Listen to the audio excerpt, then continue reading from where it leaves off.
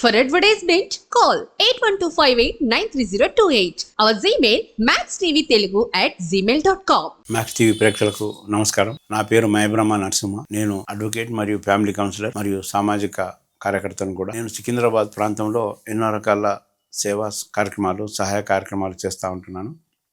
అలాగే ఎంతోమంది పేదలకు ఉచితంగా న్యాయస్థలాలు కూడా ఇస్తుంటాను. మరి ఈరోజు మ్యాక్స్ టీవీ ద్వారా నేను చెప్పే విషయాలు, మన తెలంగాణ రాష్ట్రంలో చాలామంది ప్రభుత్వ ఉద్యోగులు అవినీతి ద్వారా ప్రజలను వేధిస్తున్నారని ఎక్కడైనా ప్రజలు వాపోతూ ఉన్నారు. ప్రజలు ఈరోజు ఎంతో మదన పడుతూ ఉన్నారు. ఈరోజు కొత్త ప్రభుత్వం వచ్చింది. దాదాపు 6 నెలల నుంచి 7 నెలలు అవుతూ ఉంది.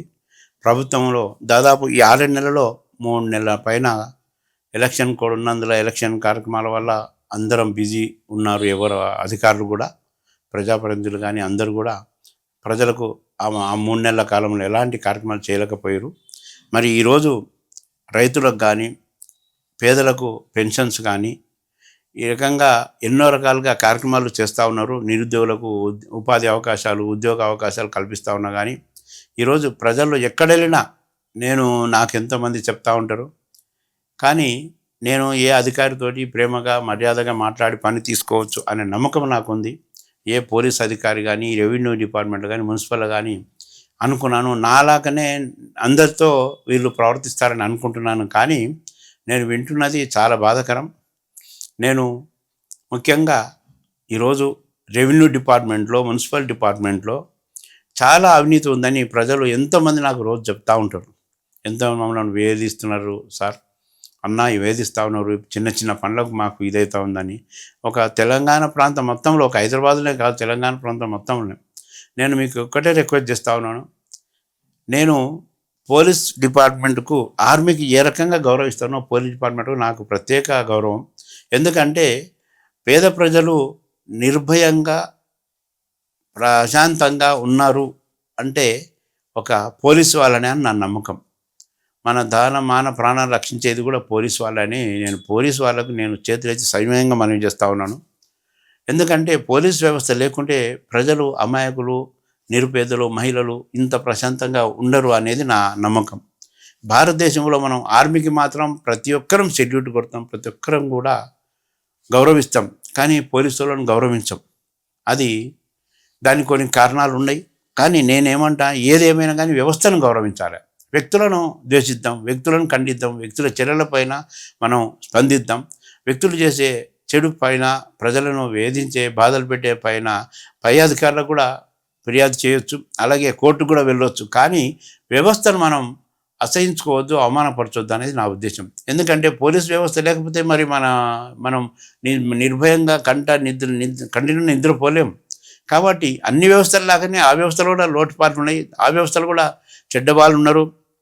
కానీ నేను ఒకటే, తెలంగాణలో అవినీతికి అలవాటు పడ్డ అధికారులు, ప్రజలను వేధిస్తున్న అధికారులు, ప్రజలను దోచుకుంటున్న అధికారులకు నేను ఒకటే రిక్వెస్ట్ చేస్తూ ఉన్నా.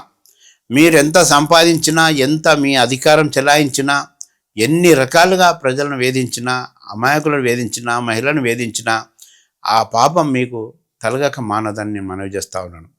నేను వ్యక్తిగతంగా ఎంతోమంది చూశాను, ఎంత బలం ఉన్నవంతులు. నేను దాదాపు గుడిసెల నుంచి సీఎం ఇంటి వరకు తిరిగిన వాడిని. సీఎం లెవెల్ కూడా, ముఖ్యమంత్రి అమ్మలు కూడా తిరిగినాం, కేంద్ర మంత్రి అమ్మలు తిరిగినాం. కానీ ఇవన్నీ చూసినా కానీ ఎవరి జీవితాలు ఎట్లున్నాయి, ఎవరి ఇంట్లో ప్రశాంతంగా, ఎవరి ఇంట్లో హాయిగా ఉన్నారు అనేది నేను బాగా స్టడీ చేసిన వాడిని. మనం ఏదైతే మనం తప్పుడు చర్య చేస్తున్నామో, సరే ఒక వ్యక్తి వచ్చి మనకు తన అవసరం ఉందని చెప్పి ఏదో బలవంతంగా 4 డబ్బులు ఇచ్చిపోతే అది వేరే విషయం. దాని ఏం పాపం పుణ్యం మేము అనలేం. కానీ వేధించి ప్రజలను, అధికారం ఉంది కదా అని, పెన్ పవర్ ఉంది కదా అని వేధించి మాత్రం మీరు డబ్బులు వసూలు చేస్తే తప్పకుండా మీరు ఎన్ని కోట్లు సంపాదించినా మీ ఇంట్లో మీ పిల్లలకో, భార్య పిల్లలకో ఏదో రూపకంగా మీకు ఆ పాపం తలుగుతుందని మాత్రం నేను తప్పకుండా నా గట్టి నమ్మకంతో చెప్తా ఉన్నాను. మీరు దయచేసి నన్ను తిట్టుకున్నా పర్వాలేదు, నాకు శాపనార్థాలు పట్టినా, బట్ ఐ డోంట్ కేర్. నాకు ఎలాంటిది కాదు. నేను తప్పుడు సలహా ఇచ్చి కూడా 100 రూపాయలు సంపాదించలేను, అంత సిద్ధాంతాల మీద ఉన్నా. సరే, మంచి పని చేసి 10,000 కాదు 20 తీసుకోవచ్చు, మేము అడ్వకేట్గా ఫీజులు తీసుకోవచ్చు, తప్పులేదు. కానీ మంచి సలహాలు ఇవ్వాలి ఎవరైనా. కానీ మీకు ఉద్యోగస్తులకు, ఇంక్లూడింగ్ పోలీస్ అధికారులకు, మున్సిపల్, రెవెన్యూలో కూడా ప్రభుత్వం బ్రహ్మాండంగా జీతాలు ఇస్తుంది. మీరు ఆ జీతాలతోటి హాయిగా భార్యబిడ్డలతో గడపవచ్చు. కానీ ఈ పాపం డబ్బుతోటి అలా పాపం మూట కట్టి పిల్లలకు ఆ పాపం సంపాదించవద్దని మనవి చేస్తూ ఉన్నాను. మీరు ఎప్పుడైనా సరే ఏ అధికారి అయినా సరే, నేను చూస్తూ ఉన్నాను కొన్ని జిల్లాల్లో కూడా ఎంఆర్ఓలు ఒక పేద మహిళ, దిక్కులేని మహిళ, ఒక వితంతురాలు మహిళ వెళ్ళి పోలీస్ అధికారి దగ్గర వెళ్ళినా, ఎంఆర్ఓ దగ్గరికి వెళ్ళినా, ఇంకా వేరే అధికారి దగ్గరికి వెళ్ళినా ఏమాత్రం స్పందించట్లేదు. కనీస మానవతను చూపట్లేదు. నేను కొన్ని సంఘటనలు చూశాను నా కళ్ళతోటి. వారు చెప్పారు నమ్మలు, కానీ నేను కూడా వెళ్ళాను, కానీ ఎలాంటిది చర్య ముందుకు రావడం లేదు. ఇక ఈ ప్రభుత్వం వచ్చిన తర్వాత ప్రజావాణి కార్యక్రమం పెట్టింది. ప్రజావాణి నుంచి ఫిర్యాదులు వెళ్ళినా కానీ పక్కకు పెడతా ఉన్నారు. నేను ఈ విషయం రేవంత్ రెడ్డి గారు ముఖ్యమంత్రి గారు మనవి చేస్తూ ఉన్నాను. మీరు ఒక మంచి పరిపాలనతోటి, మీరు ఒక తెలంగాణలో ప్రజలకు మంచి పరిపాలన అందించాలని మీరు ఒక చర్యలు చేపడతా ఉన్నారు. ప్రజావాణి కార్యక్రమం చేపట్టారు. మీరందరూ అక్కడ డాక్టర్ చిన్నారెడ్డి గారు, ప్లానింగ్ వైస్ ప్రెసిడెంట్ గారు అక్కడ ఇన్ఛార్జ్గా ఉండి ఒక్కొక్క కేసులో ఒక పోలీస్ అధికారులతోటి ఎంఆర్ఓతో డైరెక్ట్గా కూడా ఫోన్లో మాట్లాడిన సంఘటన నేను కళ్ళాలో చూశాను. ఇంత చేస్తున్నా ఇంకా స్పందన రావట్లేదు, మీ మనసు కరగట్లేదు. మీరు దయచేసి మానవతా దృక్పథంతో, ఒక అధికారులు కాకుండా కొన్ని పోలీస్ అధికారులు కొన్ని చేయని పనులు కూడా మానవతతో చేయొచ్చు. మనం తప్పుడు చేస్తే సమాజం మనం తప్పు పడుతుంది, కానీ న్యాయం చేస్తే ఎప్పుడు చట్టాన్ని ఉల్లంఘించి కూడా చేసినా తప్పు పట్టారు. మానవతా దృక్పథం, మానవ ధర్మం మనకు చాలా గొప్పది, మనకు రక్షించేది అది. మీరు అనుకుంటున్నారు మేము రోజు లక్షలు సంపాదిస్తున్నా, దేవుళ్ళకు పెడుతున్నా, ఆళ్ళకు పెడుతున్నా, పేదలకు దాయం చేస్తున్నా, అవన్నీ పనికిరావు. ఈ పాపం మూట కట్టుకుంటే అది మహమ్మారిలా మనను కుటుంబాన్ని వెంటాడుతుంది అనేది మీ అందరూ మనవి చేస్తూ ఉన్నాను. మనం ఈరోజు చాలామంది చూస్తున్నా ఇటువంటి సంఘటనలు, మీరు ఎక్కడైతే మానవతను లేకుండా దోచుకుంటున్నారో, అన్యాయంగా అక్రమంగా దోచుకుంటున్నారో, ఆ డబ్బుల వల్ల మీ కుటుంబానికి కానీ, మీకు కానీ, మీ కుటుంబ పెద్దలకు కానీ, మీ భార్య బిడ్డలకు కానీ అంతులేని రోగాలు వస్తూ ఉన్నాయని మనకు తెలుసు. చూస్తూ ఉన్నాం మనం అవన్నీ సంఘటనలు. ఇప్పుడు అయిపోయింది కదా అన్నది, మీ సర్వీస్ చాలా ఉంది, ఇంకా అంత లోపల ఆ ఎఫెక్ట్ అనేది తప్పక తగులుతూ ఉందని మనవి చేస్తూ ఉన్నాను. మీరు మానవత్వంతో ముందుకెళ్ళండి, మహానుభావులుగా ఒక పవిత్రమైన భారతీయులుగా బ్రతకండి. మీ అందరికీ మేము ఎప్పుడు సెల్యూట్ కొడుతూ ఉంటాం. మీరంటే అధికారులు వల్లనే ప్రజల లోపల ఈ సమస్యలు పోయి ప్రజలు హాయిగా బ్రతుకుతూ ఉన్నారంటే, ఒక పోలీస్ వ్యవస్థ కావచ్చు, ఎంఆర్ఓ రెవెన్యూ వ్యవస్థ కావచ్చు, మున్సిపల్ కావచ్చు, ఇంకా ఇతర అధికారులు కావచ్చు, అందరి వల్ల ప్రజలకు మేలు జరుగుతుందంటే మీ అందరి పాదాలు వందనాలు చేస్తూ ఉన్నాను నేను. కానీ మీరు చెడు చేసి వాళ్ళని ఏడిపించి వాళ్ళ పాప మూట కట్టుకోవద్దని నేను మనవి చేస్తాను. నేను అధికారులను ఎప్పుడు కూడా ప్రభుత్వ అధికారులను గౌరవించాలని ఒక మంచి పౌరులుగా ఆలోచిస్తూ ఉంటాను. కానీ కొన్ని సంఘటనలు మనకు బాధ కలిగిస్తున్నాయి, మనకు హృదయం కలుగుతూ ఉన్నాయి. ఈరోజు కలకత్తాలో జరిగిన రేప్ కేసు లాంటిదే ఈ కేసు, చిన్న చిన్న బాధలు చూస్తూ ఉన్నాం మనం. అటువంటి సంఘటన జరగకపోయినా ఒక కుటుంబాన్ని ఏడిపించి ఆఫీసుకు తిప్పి వాళ్ళని చేస్తే ఇంకా అంతకంటే గౌరవం ఏముంది మనకు?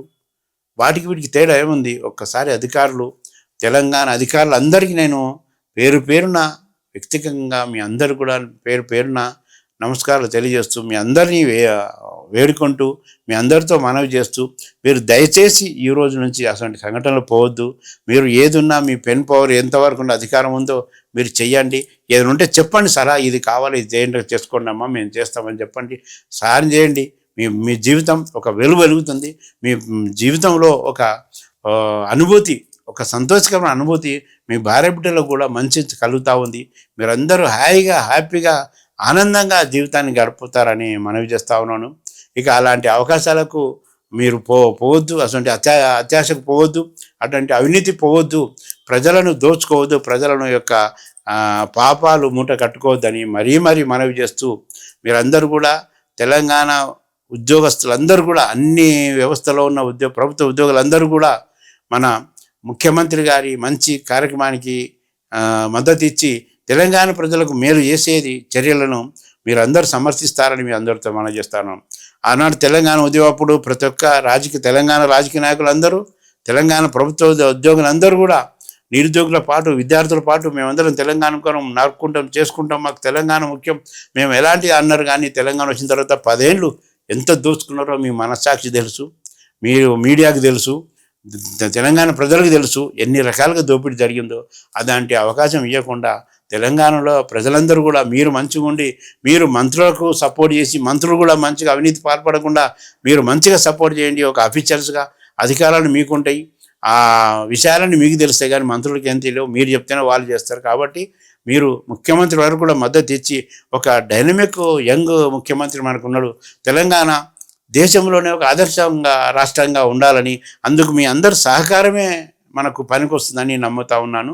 దయచేసి తెలంగాణ ఉన్న యువత, విద్యార్థులందరూ కూడా, ప్రజలందరూ కూడా, మహిళలందరూ కూడా మిమ్మల్ని 1000 నోళ్లతో పొగిడేటట్లు మీరందరూ మీ ఉద్యోగాల్లో మీరు బాధ్యతల్లో ప్రజలకు జవాబుదారీగా ఉంటూ మీరు నీతిగా నిజాయితీగా అందరికి సేవలు అందిస్తారని మీ అందరితో మనసారి కోరుకుంటూ సెలవు తీసుకుంటాం. జై హింద్.